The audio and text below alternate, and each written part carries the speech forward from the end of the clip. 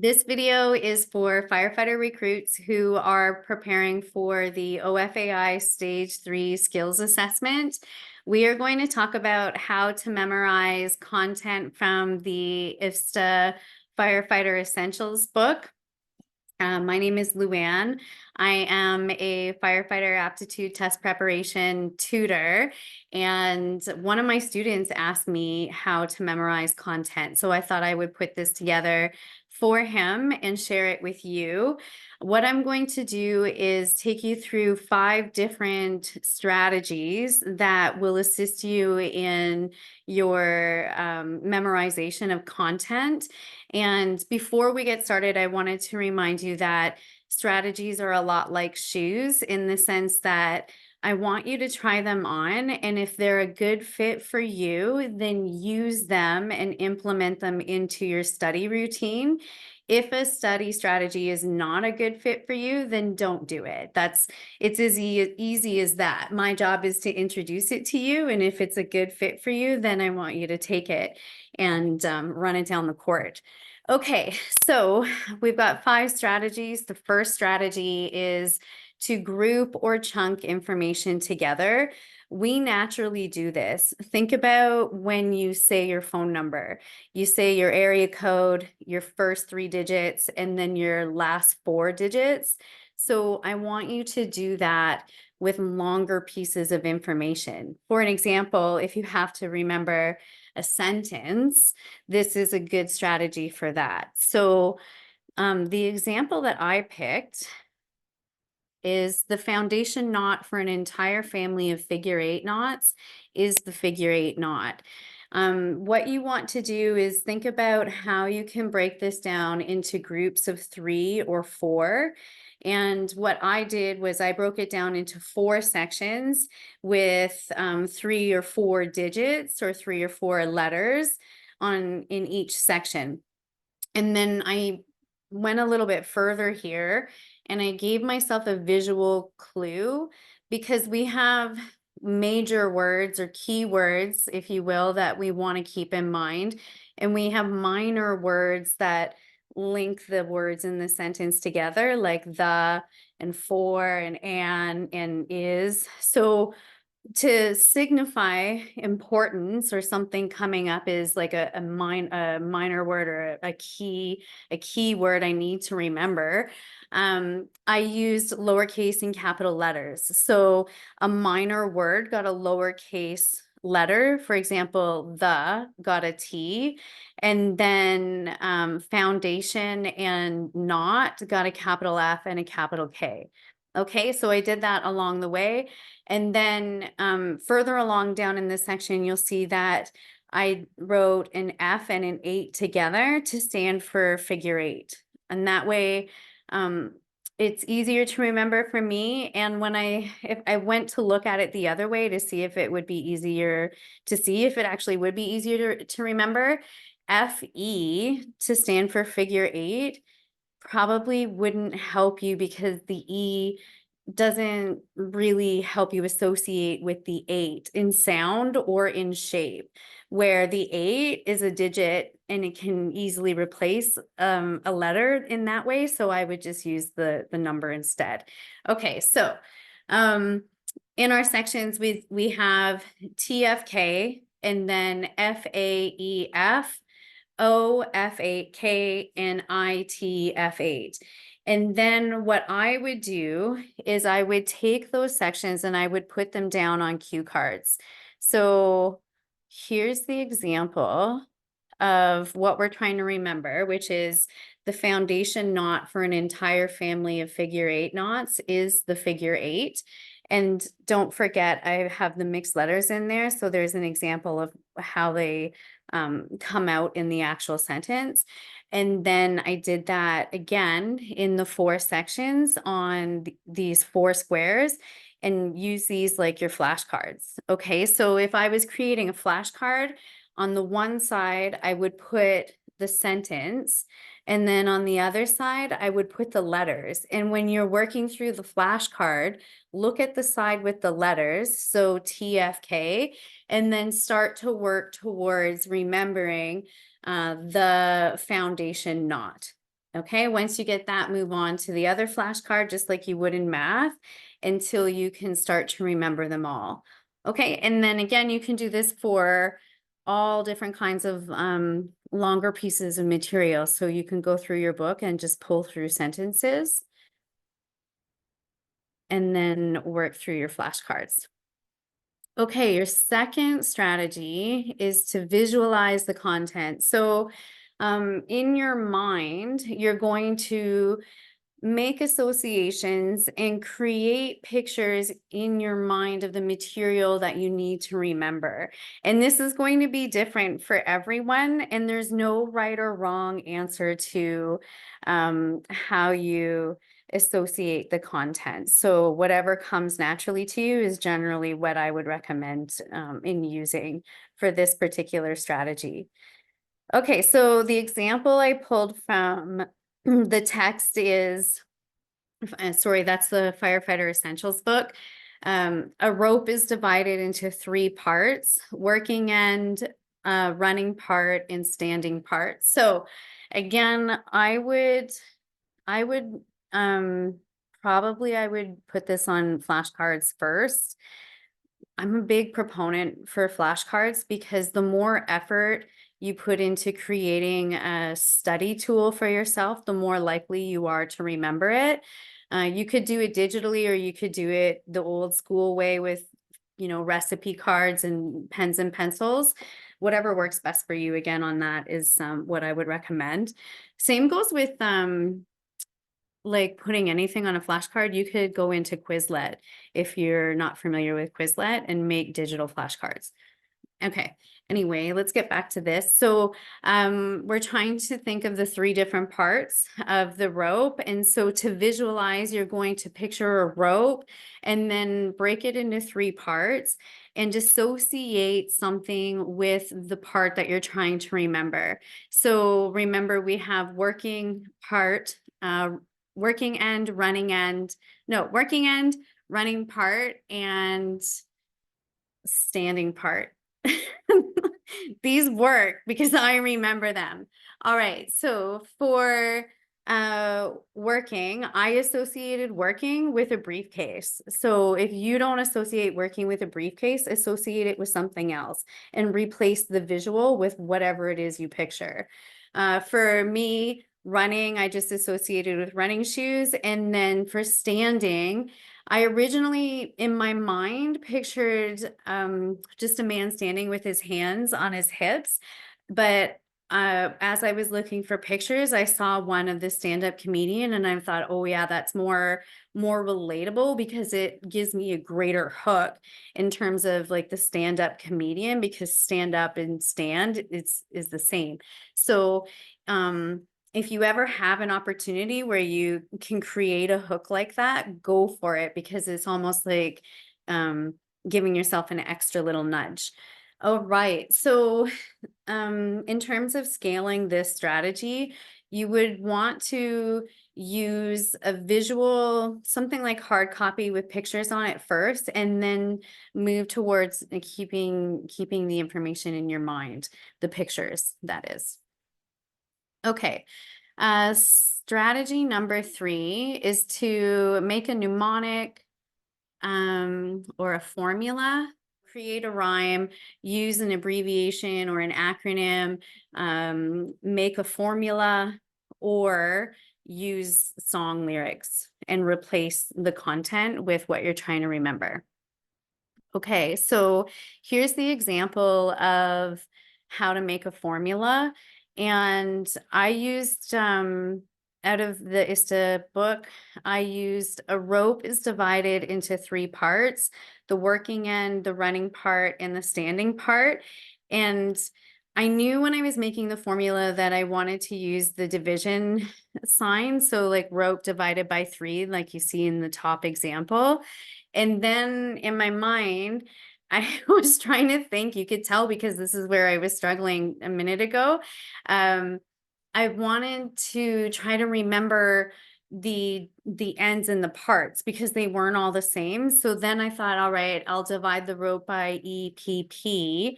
And then I thought I need to remember the working, the running, and the standing. So then I divided the rope by working, running, standing. And then I thought, okay, now I have to get to the point where I can remember it all. So I did rope divided by WE, RP, and SP. So if you were to ask me if I was to use a formula, which one would it be? It would be this one right here, because it's all encompassing. But I wanted to show you like the progression in terms of one, working on creating something like this, and two, just assisting your memory. And you all, I am sure, are very familiar with working out and developing your muscles and scaling up, right? So it's similar to this. And I want you to treat your test prep and your memory in the same sort of way. So if you need to scale back and then scale up to make progress, do it. Okay. Just going to clear that. And then we'll move on here. Oh, one more thing. So I wanted to give you a different example of how we can remember this rope using the WERPSP. I thought there has to be a way where we can make like a mnemonic of some sort.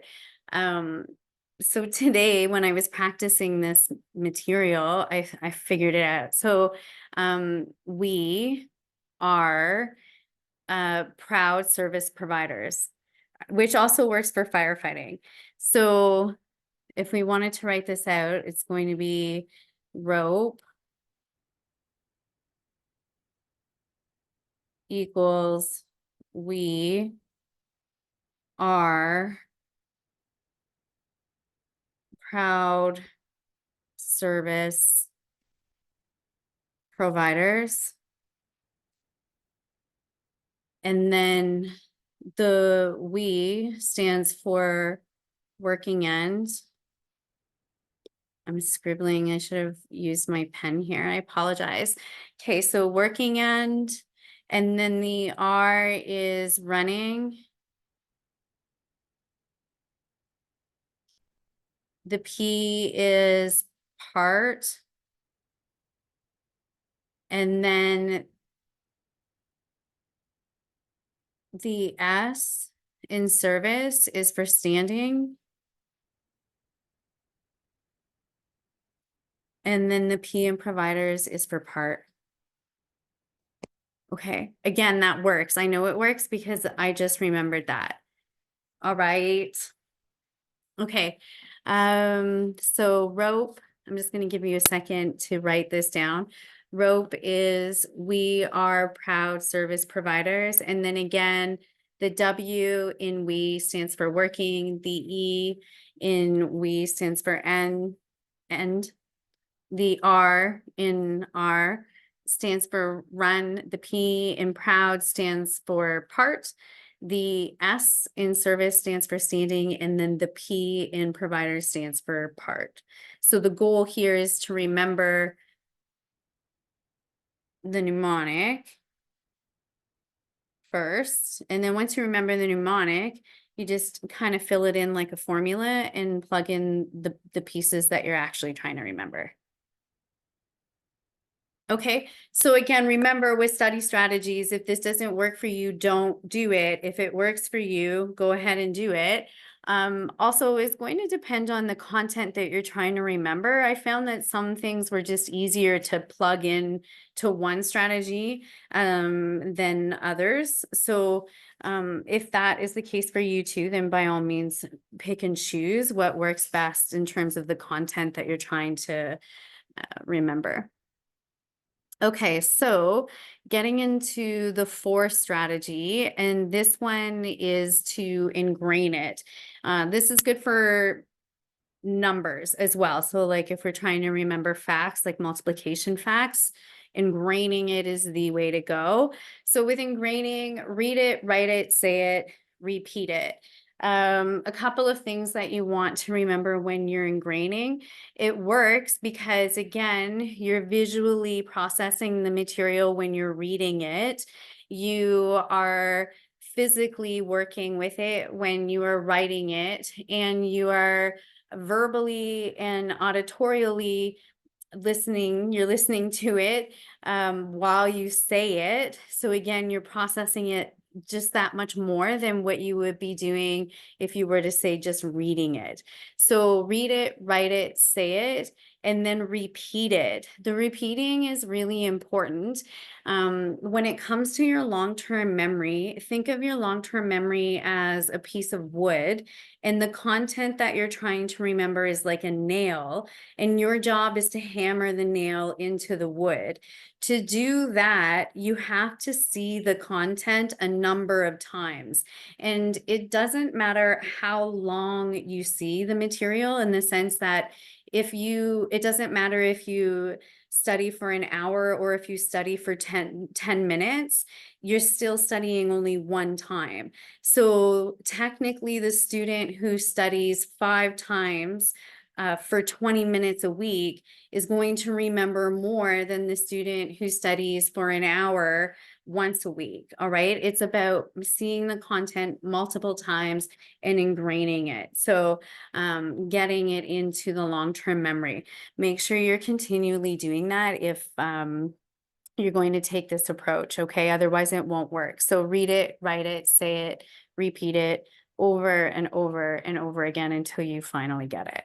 All right, and then that brings me to the last memory strategy, and this is to test yourself. I am a big proponent of simulating testing experiences. So if you know that you have to verbalize something for your skills assessment, set yourself up in that situation in terms of like creating a little practice test for yourself. You are more than likely practicing tying knots anyway. So create time in your practice time to verbalize the content that you need to remember also. All right, so just build it, bake it right into you practicing the physical skills that you need for the stage 3 test. Okay, so number 5, test yourself. It says practice verbalizing. So verbalizing is when you have to say it out loud. In this case, you have to say it to a proctor, and the proctor is going to assess you in terms of whether or not you are giving them the appropriate information. So practice verbalizing the content you need to remember while doing the skill. Number 1, this is what I would do. So if it works for you, great. If it doesn't work for you, then don't do it. Number 1, I would write each piece of content on a piece of poster board. Like I would make big posters of whatever it is I'm trying to remember, and make the letters big enough, use marker, make the letters big enough that you can see it from a fair distance. Okay, so pull the content that you need. Obviously, you're not going to write the whole book on your wall. Pick small pieces at a time. And then once you get to know the content, pull the posters down and put new ones up. Consult your partner if you live with other people. That's why I was thinking, like, if this isn't going to work, then don't do it. But if you're on your own, it might work. Or if you have a supportive partner who's up for it, then great. Okay, so get yourself set up for this one. Make yourself some posters, and then tape the posters onto your wall. All right, attach them to your wall in some way. And then if I didn't know the content, I would read the posters and then practice tying the knot if I was doing knot content. So I would, in this case, the example is the figure 8 can be used as a stopper knot so that the rope will not pass through a rescue pulley or the grommet of a rope bag. Yeah, okay. So I would read that until I got comfortable with it. That's also one of those examples of like chunking it, because that's a big sentence. So I would definitely chunk that one too. But even with your poster boards, okay, grab poster boards and chunk it, because that is a big sentence. And then from there, I would read it and then tie the knot, and then I would repeat it. Okay, so read it again, tie the knot. read it again, tie the knot. Do it over and over and over again. And that process of doing it is going to help bake in both the skill of tying the knot and the association of the theory behind the knot, which really ultimately is, why you're being asked about the content in the first place. Like, okay, so get that in there. And then eventually you're going to get to the point where you don't have to read it and you can get to the point of memorization. And that's where you want to be. Okay. So instead of reading it, if you wanted to test yourself, get a partner. And then what I would do is I would stand with my back facing the poster so I can't see the poster. And I would get my partner to stand in front of me and read the poster. And what I would do is I would verbalize the content to my partner, and my partner can check the poster because she's reading it. And then I would tie the knot. Okay, so you can scale up that way and test yourself to make sure you're getting everything right before you get into the OFAI stage 3. Now, there's a little bit of a bonus here. Let's see, it just says, I'm going to move that right up to the top. So you can use the poster idea in areas of your home that you see often. So think of it this way, like the more times you work with your content, regardless of how you're working with it, the more times you're hitting the nail into the wood, right? So you could put posters in your bedroom in front of the spot where you get up or go to sleep, right? Because first thing in the morning, last thing at night, read it. I like this one. You can put it in front of your treadmill. So if your treadmill is facing a wall, mine, like I would put a poster across the room of my treadmill because you're on your treadmill for an extended period of time looking in that direction. So you might as well be looking at and reading things that you need to get into your long-term memory. Okay, so put it in front of your treadmill. Or you could create sticky notes and put the sticky notes on your bathroom mirror and read the sticky notes as you're brushing your teeth. Again, it's just a way to ingrain it, and we're going to see it twice a day if you brush your teeth twice a day or more than that, right? So the point is to see it often, and the more you read it and review it and go over it in your mind and picture it in your mind, the more you're going to remember it.